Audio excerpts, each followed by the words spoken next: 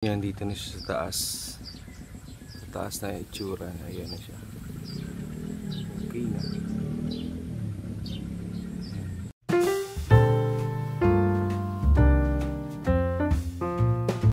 Good morning guys. For today's video, update ko kayo sa greenhouse ko na nasira na last time nalaglag yung mga orchids ko.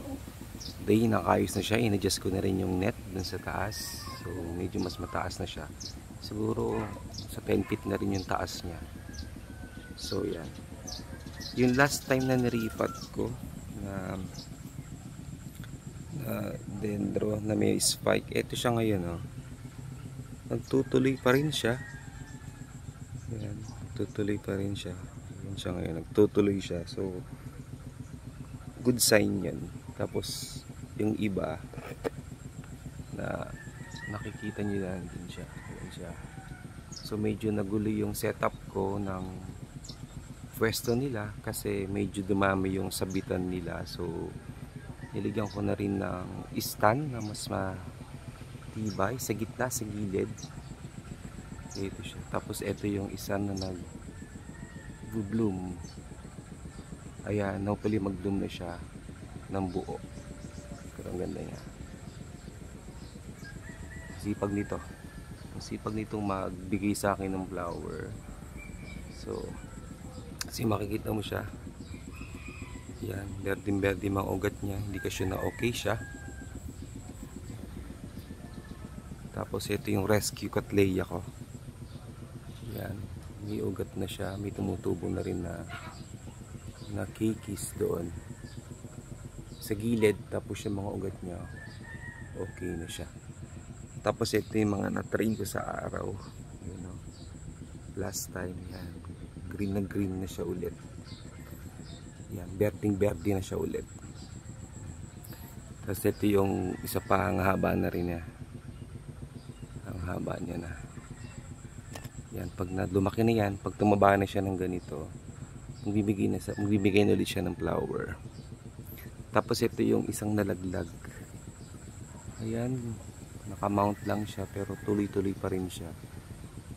Buti nga hindi siya masyadong nahulog masyado talaga at nangabali. Tapos ito yung sanderiana na nalaglag, yung nangabali-bali siya. Yan siya. Yan. Nagka-problema talaga siya. Sana mabuhay ito. Pero sa tingin ko mabubuhay naman siya. Wala naman ako kikita ang problema. May stress lang siya, yun lang, malalang setback, normal yun. Nakakapanghina, pero ganun talaga. Tapos eto, itong mga dendro ko na nandito, may mga kikis na siya na lumilitaw. Ayan, o. May kikis na siya lumilitaw dyan. Ayan, pati etong isa. Ayan, meron na rin siya. Kikis na lumilitaw. Buhay na siya. Yan, dito na siya sa taas. Sa taas na itsura. Ayan na siya. Okay na.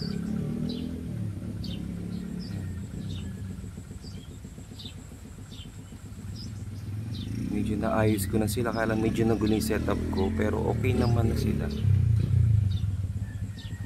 Tapos ito yung iba nandito. Ayan. Okay naman sila. Napakadami nila parang dikit-dikit, pero kailangan ko rin i-adjust yung greenhouse ko dito sa may bandang unahan dito. Ayan, kaani ng palay, so mainit talaga dito. Ayan siya.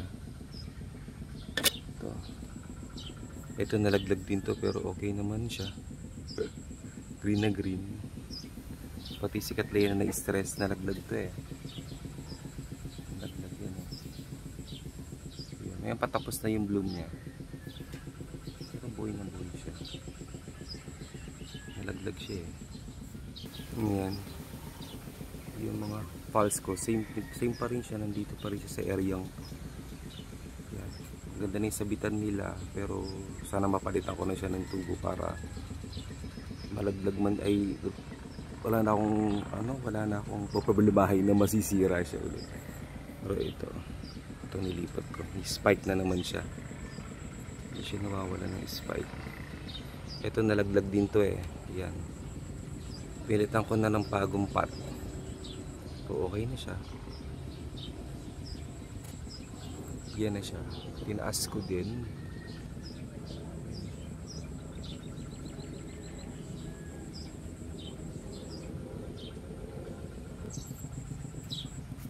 Ito yung nakakatuwa. May bago na naman siya doon na spike. Pero hindi pa nagbibigay ng buds tong spike yung dalawang to. Yung isa ka dito kasi nabali. Tapos meron na naman siya doon na isa. Ayun. Sipag nga niya eh. Pati itong isang Aphrodite ko. Ayun siya. Ito yung nalaglag din to. Ayun, binalik ko na lang din sa pot niya. Yan yung spike niya. Sana magtuloy.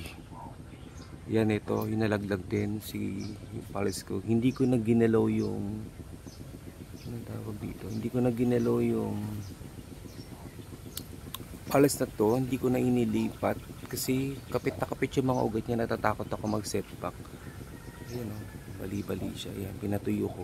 Nisprayan ko ng ano to ng fungicide yung mga dahon na nasugat para siguradong hindi magkakaroon ng bakterya kasi nahulog sa lupa. So hindi ko gusto yun. Baka magdire-diretso.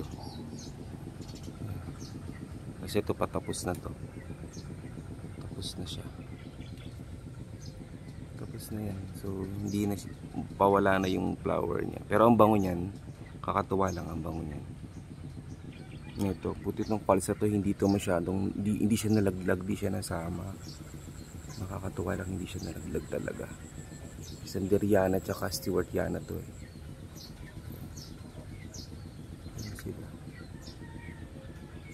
Ito may spike din to eh.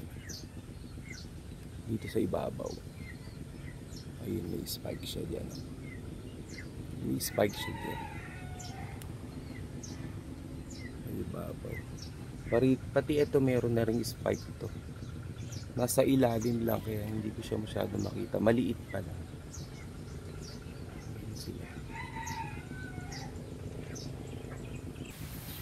Tapos ito isang katlayan. Dito di rin nalaglag to pero mayroon na rin itong spike. Yan siya. May spike na rin siya. Yung pangalan nito. Basta nag-bloom na sa akin to. Next time yan, dalawa na siya. Oh. Dalawa na yung binigay niya ngayon na buds. Dalawa na siya. Mga katlayo ano to, section. Ito maliit. Itong mingkat ko hindi pa siya nagsusulpa. Kalimutan ko yung ano to eh. Ano ba to? Basta ito. Ano ba ID na ito? Limutan ko. Yun, Copper Queen. Si Copper Queen pala to. Ito may spike na dalawa. Ito si Dude. Gumaganda na talaga siya. Si Dude. Ito isa rin to, nalaglag din to. Ayan o, nagkaano yung dahon niya, bali-bali. Pero yung ugat niya, okay pa naman. Hindi siya nasira. Kaya-spray ko ng B1 nung last time. Yan, lumalabas na namin yung ugat niya. Hindi siya masyadong na-stress, nagdire-diretso. Ang problema lang yung dahon niya talagang putok-putok, nagbitak-bitak. Hindi ko gusto. Tapos itong isa, si Morning Glory. Nalaglag din yan, pero ayan, okay naman siya. Healthy naman siya. Pati ito nalaglag din to eh. Nilipat ko na rin siya kasi nagkaroon lupa yung ano niya, yung pinakapat niya. Kasi ito lumiyaw. May spike na siya, dire-diretso. Nag-green pa rin siya. Itong chantabon ko meron na rin tong ano, buds nandito sa gilid niya. Yan, naglalabasan na. Maliliit pa lang pero lumalabas na. Ito talaga, oh. Kahit pa parang hindi siya masyadong nasira. Yung ugat niya kumakapit na talaga sa drip wood. Kumakapit na siya. Kaya, pag di mo talaga sila tine-check, tulad ko, nadala na ako niyan, talagang iayos ko na to next time. Kailangan kabitan ng bakal. Talaga. Tapos ito, may mga Rochusini yan, may mga bago siyang kikis na lumilitaw. May mga bagong kikis na lumilitaw yan. Pati ito meron na rin, ayun. Ipinatong ko lang, hindi ko yan inipit. Pinatong ko lang siya, hindi ko siya inipit. Si Rotosini, meron na rin to. Ito to, meron siyang panibagong kikis doon. Ayun, to. May kikis siya. Kalilipat ko lang yan kasi makikita niyo yung mga bunot nila fresh pa. So talagang bago lang sila, pero may mga kikis na silang ibinigay sa akin na bago. Tulad nito, ito meron to. Ayan, may bago siya. Ayan, may bago siyang ano doon, bagong sibol na kikis. Kalilipat ko lang nito. Pero laging tatandaan, huwag kayong masyadong masipag magdilig kapag coconut ang gamit nyo, kasi matagal matagal matuyo ng tubig yan.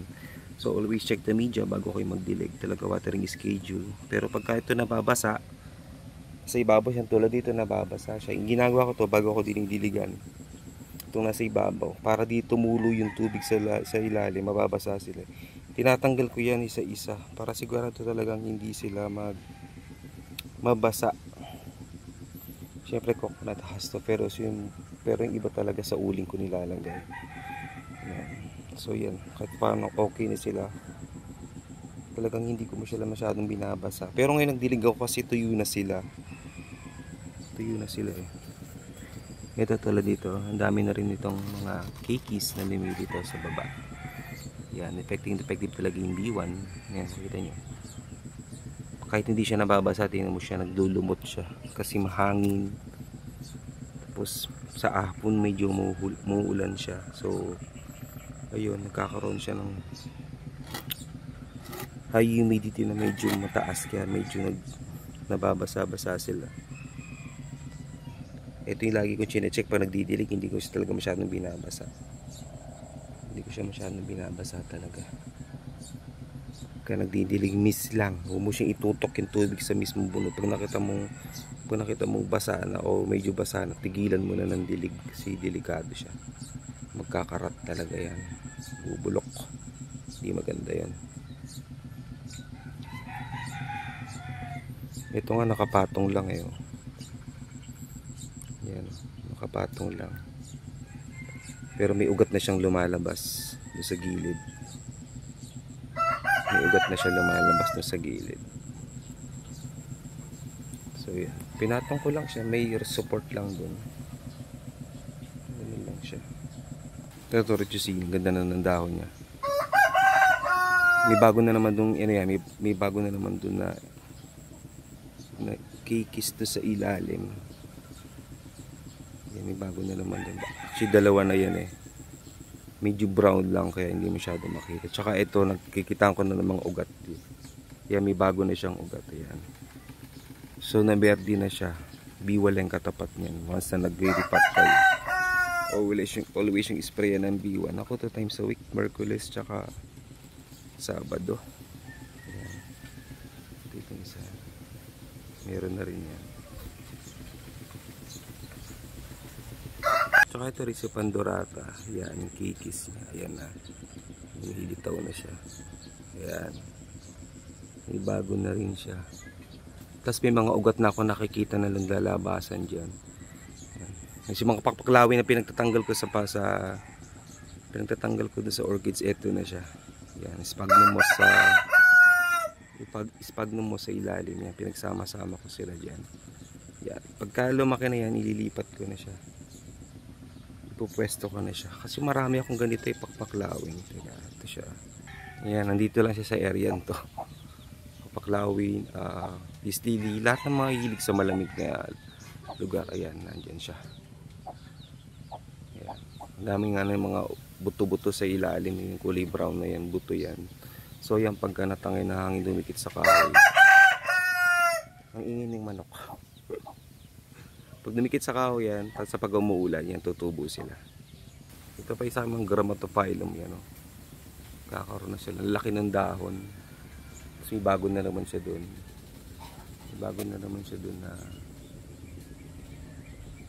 cakey sa ilalim. Yan siya.